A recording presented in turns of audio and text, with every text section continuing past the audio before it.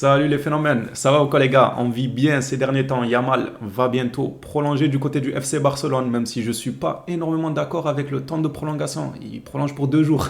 C'est quoi le projet? Comment ça il prolonge pour 2 jours pendant que Ferran Torres signe pour des années? Commencez à revoir son contrat avec une offre de prolongation pour une dizaine d'années, histoire qu'on se mette d'accord. Parce que là, il va prolonger pour des vacances d'été. On va en parler durant cette vidéo actualité. On va aussi parler du cas Lionel Messi ou encore d'autres informations qui tournent du côté de la Catalogne. Si le contenu te plaît, juste avant que la vidéo commence, n'hésite pas à lâcher ton meilleur pouce bleu, ton petit abonnement et on est parti sans plus attendre pour cette vidéo actualité. On va commencer par l'un des plus gros dossiers de cet été, c'est bien évidemment Lionel Messi. Les sources se contredisent, je préfère être franc directement. Là, je vais vous annoncer quelque chose, mais il y a d'autres sources qui, elles, indiquent tout le contraire. Le FC Barcelone n'est toujours pas parvenu à trouver un accord avec la Liga pour le retour de Léo Messi. Selon Sport, aujourd'hui même, la Liga aurait refusé le plan du FC Barcelone pour rapatrier Lionel Messi. La Liga estime que la différence entre revenus et dépenses est encore énorme au FC Barcelone. Ça, c'est le communiqué de Sport. Mais d'autres communiqués, eux, indiquent un peu le contraire, que le FC Barcelone aurait un très bon plan et qu'il suffirait juste qu'il fasse les démarches pour pouvoir rapatrier Lionel Messi. Qui croire, qui ne pas croire, pour le moment, on ne sait pas encore. Plus le temps avancera, plus on aura de précision. Donc ce débat-là n'est pas prêt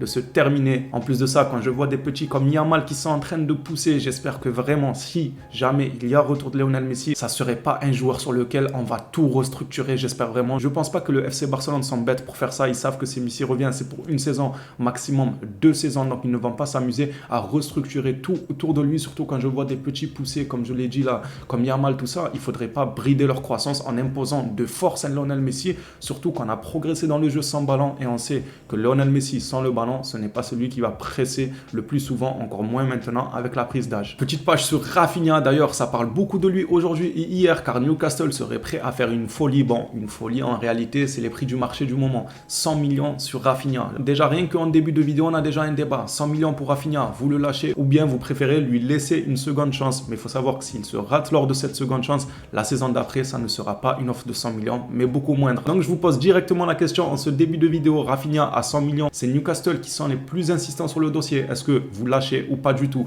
Dans une conversation qu'ils ont eue sur l'importance du joueur pour l'équipe, Xavi a défié Rafinha d'atteindre 2 chiffres dans les buts et les passes décisives cette saison, ce que Rafinha a accompli. On va encore une fois se répéter pour la 10e, 15e et 20e fois. Rafinha réussit sa saison. Statistiquement parlant, c'est pas pour rien que Newcastle, eux, ils sont prêts à faire une folie sur Rafinha en alignant 100 millions d'euros. Le joueur, pour une première saison, mine de rien, statistiquement parlant, elle est super bonne. Après, dans le contenu, on va pas se répéter. On sait déjà ce que ça a donné. Reste à voir maintenant dans les commentaires qu'en pense la commune des Blaugrana. Est-ce que vous voulez le lâcher pour 100 millions ou bien vous voulez lui accorder une seconde chance? Et puisqu'un débat en appelle un autre, bon, l'expression, elle n'existe pas du tout, je viens tout juste de l'inventer.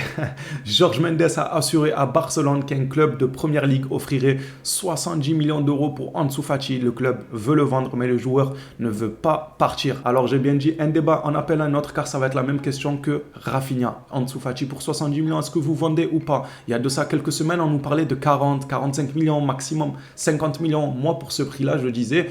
pourquoi pas un prêt, surtout du côté de la Bundesliga. Je ne sais pas pourquoi, mais je vois bien Ansu Fati du côté de Dortmund dans un club de Bundesliga pour retrouver un peu des couleurs.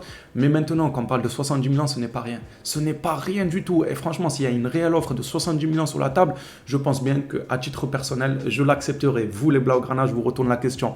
Fati, pour 70 millions, vous vendez ou encore une fois, comme Rafinha, vous lui laissez une chance de se relancer. Mais à savoir que pour lui, le risque est encore plus grand qu'il échoue vu sa forme du moment. S'il réussit, on sera bien content. Bien évidemment, on pourra le revendre plus cher ou même le garder et s'appuyer sur lui pour l'avenir du club. Mais s'il échoue avec cette saison-là, vraiment pas fameuse, même catastrophique qu'il fait en ce moment, si la saison prochaine, il réitère encore une fois la même saison, bah, ça va être catastrophique. Lui, ça va même pas 10 euros qu'il va nous proposer, donc le risque est assez grand. À vous de voir, au plaisir de vous lire. Moi, je vous ai dit 70 millions, j'hésiterai et je finirai par le lâcher. Bien évidemment qu'il y en a qui vont venir me dire oui, mais c'est mieux de vendre Ferran Torres. Oui, on le sait. Moi, si ça tenait qu'à moi, je préfère vendre Ferran Torres que Ansu Fati, qui lui, il y a de l'espoir qu'il reprenne et on sait ce qu'il vaut quand il est au top niveau. Là où Ferran Torres, qu'est-ce qu'il vaut quand il est au top niveau? Est-ce que c'est réellement d'un talent d'Ansu Fati? Pour moi, non. Les deux au top niveau, je préfère Ansu Fati. Seulement voilà, Ferran Torres, quel club va venir t'offrir 70 millions ou 80 millions? Il n'y en a pas énormément. Si Fati, il est encore un tout petit peu coté, c'est justement parce que les gens ont vu son talent au top. Là où Ferran Torres, son talent au top, encore une fois, je préfère le top de Ansu Fati en ce qui me concerne. C'est bien beau de dire oui, il faut vendre Ferran Torres. De 1, quel club va mettre 70 millions sur Ferran Torres? Et de 2, vendre Ferran Torres Torres, ça serait pas un bénéfice sec comme Ansu Fati qui lui monte de la Masia, donc faire un profit de 70 millions, ça va être colossal. Là où Ferran Torres, si on le revend par exemple, je dis par exemple à 50 millions, bah on aura juste récupéré ce qu'on avait mis il y a de ça quelques temps. Vous comprenez? Alors que Ansu Fati, lui, ça va être un énorme bénéfice d'un coup. Question fair play financier, c'est beaucoup plus intéressant de vendre un joueur de la Masia qui n'a pas eu un coût de transfert énorme à la Ferran Torres, à la Rafinha, tout ça,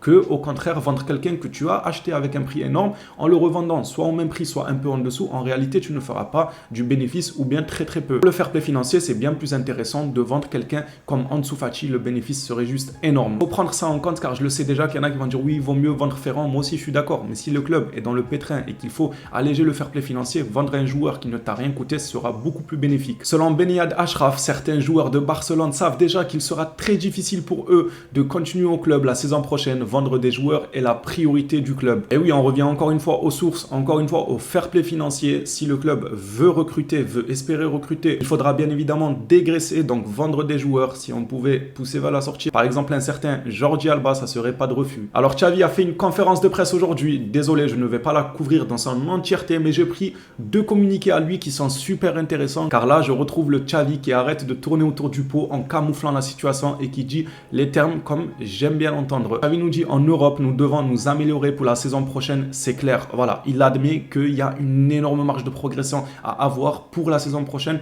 en Europe. Pour tout le monde, ça va certainement paraître normal que Xavi dit ça, mais moi, vu ses dernières déclarations, ça m'aurait pas étonné qu'il dit oui, c'est des erreurs en Ligue des Champions, non, je trouve qu'on a le niveau, et ça m'aurait dégoûté parce qu'on n'a pas le niveau. Il faut arrêter de se mentir à soi-même. Je suis content que Xavi a conscience de ça et qu'enfin, il arrête de se camoufler et dit clairement, on doit s'améliorer pour la future Ligue des Champions. Encore une fois, c'est quelque chose de normal, ça sort pas de l'ordinaire, mais au vu de ses dernières déclarations, j'avais un peu peur qu'il se rend réellement pas compte qu'il y a une marge de progression pour la Ligue des Champions que le Barça n'a pas encore atteint. C'est pour ça que moi, ça me fait plaisir de revoir Xavi retrouver un peu de logique et arrêter de camoufler la situation. Dans le deuxième communiqué qui m'a intéressé, il nous dit, encore une fois, ça va dans le même sens. Je trouve que Xavi a arrêté de tourner autour du pot. Nous devons nous améliorer et être plus compétitifs dans les compétitions à élimination directe. Nous n'avons pas été au niveau requis à cet égard et c'est super bien que Xavi l'admette enfin. C'est pour ça que je me suis attardé sur ces 2 communiqués-là parce que je retrouve un Xavi que j'avais connu dans le temps qui, dès qu'il venait parler, c'est pour dire les choses et non pas pour tourner autour de la situation. Dans l'intro, je vous parlais de Lamine Yamal. Il est là. Lamine Yamal va signer un nouveau contrat jusqu'en 2026 avec le Barça. Je trouve ça court. Je sais pas alors si c'est parce qu'il est jeune,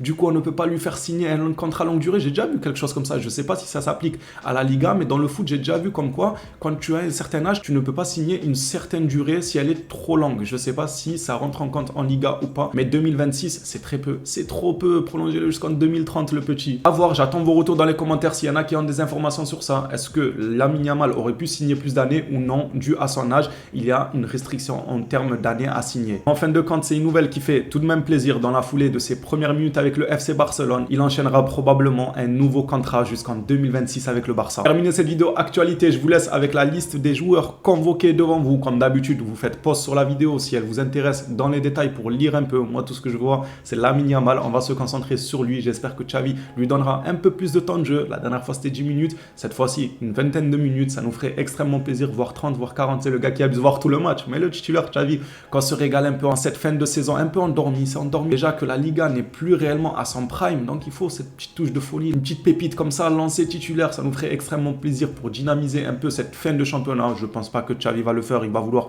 préserver le joueur. C'est à juste titre. Je ne vais pas critiquer ça, loin de là. S'il pouvait jouer 20-25 minutes, ça nous ferait plaisir. Voilà les Blaugrana, cette vidéo actualité est terminée. Merci à tous ceux qui l'auront suivi jusqu'ici. On se revoit pour une prochaine vidéo sur le FC Barcelone. D'ici là, prenez soin de vous les phénomènes.